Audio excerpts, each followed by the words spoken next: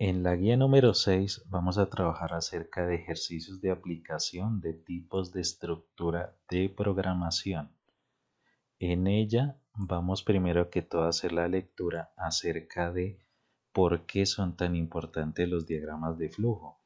Luego vamos a la sección conocimientos previos y vamos a resolver esta pregunta planteada, que es plantear un problema que pueda ser desarrollado mediante un algoritmo y pueda ser representado mediante un diagrama de flujo. Puede ser un ejercicio muy sencillo. Luego en la sección información se plantean 5 ejemplos. Para cada ejemplo tenemos el enunciado, la solución mediante pseudocódigo y diagrama de flujo. Para cada uno de ellos vamos a poder observar que a partir del ejercicio hay que hacer unos ajustes. Por ejemplo, en el ejemplo 1, ¿qué tenemos que hacer? Identificar la estructura utilizada en este ejemplo. Tenemos que ir a la guía anterior e identificarla. Luego viene el ejemplo número 2. Este es un poco más largo. ¿Y qué tenemos que realizar en él? Identificar la estructura presentada en el ejemplo y ejecutar el diagrama de flujo presentado observando el pseudocódigo del mismo. Entonces, esto lo voy a mostrar en un momento. En el ejemplo número 3, lo mismo. Está el enunciado, el pseudocódigo que está presentado en esta parte y el diagrama de flujo. Hay que hacer varios cambios. Entonces, el primero es identificar la estructura presentada en el ejemplo y luego vamos a tomar como referencia el diagrama de flujo y elaborar el diagrama de flujo y el pseudocódigo para hacer una suma de 100 valores, realizando incrementos de 10 en 10 hasta llegar al valor pedido que va a ser 100. En el ejemplo número 4 tenemos entonces un ejercicio en el cual se va a realizar una sumatoria de números enteros comprendidos del 1 hasta el 10, es decir, 1 más 2 más 3 hasta llegar a 10.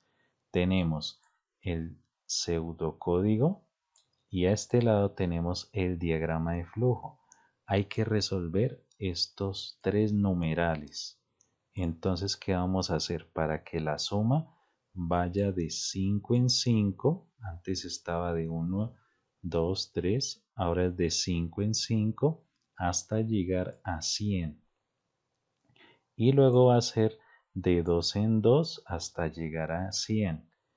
Y luego hasta llegar a 300, o sea que tenemos que analizar muy bien este diagrama de flujo y realizar los ajustes en cada caso. Y en el ejemplo número 5 vamos a hacer un algoritmo que permita calcular el promedio de notas finalizando cuando el número sea 0. Tenemos el pseudocódigo y tenemos el diagrama de flujo. ¿Qué debemos hacer? Desarrollar un algoritmo que permita calcular la media aritmética. ¿Qué propongo entonces en la sección aprendizaje individual? Primero, leer la guía en su totalidad. Segundo, leer la sección ambientación. Tercero, solucionar conocimientos previos. Cuarto, solucionar lo que planteo en cada ejercicio.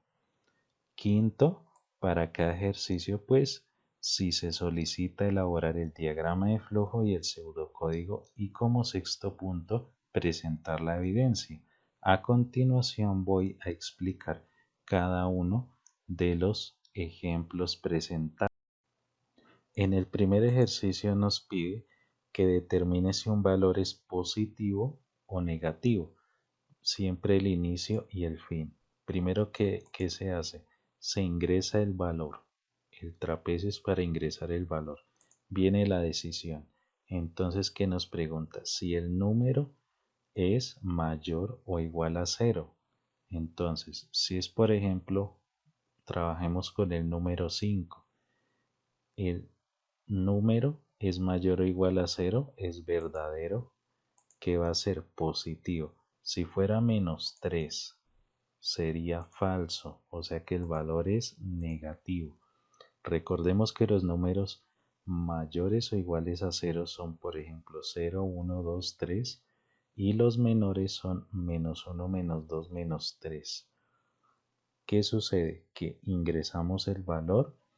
Si es mayor a cero, es verdadero, o sea que va a ser positivo. Si es un valor negativo, o sea, por ejemplo, menos 1, menos 2, menos 3 es falso y nos da negativo.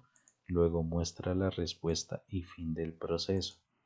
En este ejercicio nos dice que hay un banco y hay 4 tipos de clientes.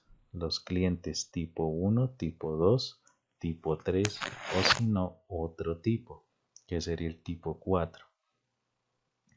Para el tipo 1 nos dice que va a aumentar su capacidad en la tarjeta de 25%, que sería lo mismo que multiplicar por 0,25. Tenemos tarjeta tipo 2, que es 35%, por eso se multiplica por 0,35. Tipo 3, que es 40% o por 0,40. Y otro tipo que sería 50% o 0,50. Primero que todo está el inicio, se ingresa el tipo de cliente que es, si es tipo 1, tipo 2, tipo 3 o tipo 4. Luego se toma la decisión. Entonces, si es tipo 1, viene y multiplica por 0,25. Si fuera tipo 4, multiplica por 0,50. Luego, ¿qué sucede? Que suma el valor o el tipo de tarjeta inicial más el valor que multiplicamos acá. Imprime el resultado y fin.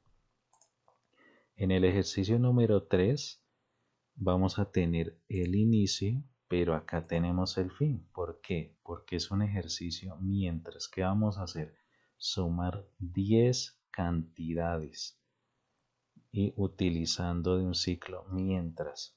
Entonces, tenemos el inicio del proceso, luego se inicia en cero el acumulador. Luego, ¿qué sucede? Que el contador se va a iniciar en 1. ¿Y qué va a suceder? Que acá que nos va a decir que el contador, cuántos números o valores o cantidades hay en el contador. Si hay una, y que nos está preguntando si el contador es menor o igual a cero, entonces va a ser este proceso. Si no fuera así, va a ser este proceso. O sea que, ¿qué nos pide? Que cuando hayan 10 valores, ya imprime el valor. Entonces, iniciamos en 1. ¿Cuántos valores hay en el contador? ¿O el contador es menor o igual a 10? Sí, entonces se ingresa el nuevo valor y va a sumar un valor más. Viene acá y ya llevaríamos 2. Entonces, si son 2 valores, ¿qué va a suceder? Nuevamente hace el proceso y suma uno más. Luego ya tenemos 3 valores. Entonces, ¿qué sucede? Que va a sumar ese valor de ese número, pero va a agregar otro valor. Y así va a continuar hasta llegar a los 10 valores. ¿Y qué sucede cuando ya están los 10 valores? Que nos va a imprimir la suma y fin del proceso. En el cuarto ejercicio nos pide que haga la sumatoria de los números enteros comprendidos entre 1 y 10, es decir, 1, 2, más 3, más 4, más 5 hasta llegar a más 10. Tenemos el inicio del proceso, se inicia el contador en 0 y la suma en 0. N, ¿qué va a hacer? en número de enteros. Entonces, iniciamos sumándole 1. Entonces, y vamos haciendo la suma de una vez. Entonces, n es igual a 10, o sea, nos quiere preguntar que si ya tenemos 10 enteros. Si es no, vuelve y realiza acá la suma. Ahora tenemos dos valores y acá los va sumando. O sea, aquí va sumando el entero y aquí abajo quiere decir que va sumando. O sea, si tenemos dos valores, tendríamos el 1 y el 2. ¿Cuánto nos daría? 3. N es igual a 10. ¿Tenemos 10 valores? No. Volvemos arriba. ¿Qué va a suceder ahora? Tenemos tres valores, o sea, 1, 2 y 3. ¿Cuántos valores tendríamos? 3. ¿Y cuánto sería la suma acumulada? 6. Entonces, n es igual a 10. No, porque llevamos tres valores. Volvemos arriba y le agregamos otro. Ya llevaríamos cuatro valores. 6 y 4, 10 en la suma, pero enteros llevamos 4. ¿Cuántos enteros llevamos acá? 4. Hay que continuar hasta así, hasta llegar a 10. ¿Y cuánto nos daría la suma al final? Tendríamos que hacer la operación. Si tenemos los 10 enteros, ¿qué va a suceder? Que si se cumplió, nos muestra el valor de la suma, o sea, la parte de abajo y fin del proceso.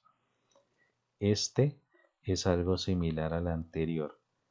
¿Qué vamos a hacer? Calcular el promedio de notas y finaliza cuando n es igual a 0. Iniciamos el proceso. N igual a 0, la suma es 0, la cuenta es 0, el acumulado es 0. Ingresamos el primer valor. Entonces, n es igual a 0. Si es sí, entonces vamos a sumar un valor a la cuenta y va a ir acumulándolo. Y vuelve y retorna hasta que el valor sea igual a 0. Entonces, si fueran nuestras notas de alguna asignatura, ¿qué iría haciendo? Iría acumulando, pero ese acumulado va a ir una y otra vez retornando hasta que, ¿qué suceda? Hasta que el valor esté entre 0. Y ahí sí saca el promedio, nos imprime el promedio y fin del proceso.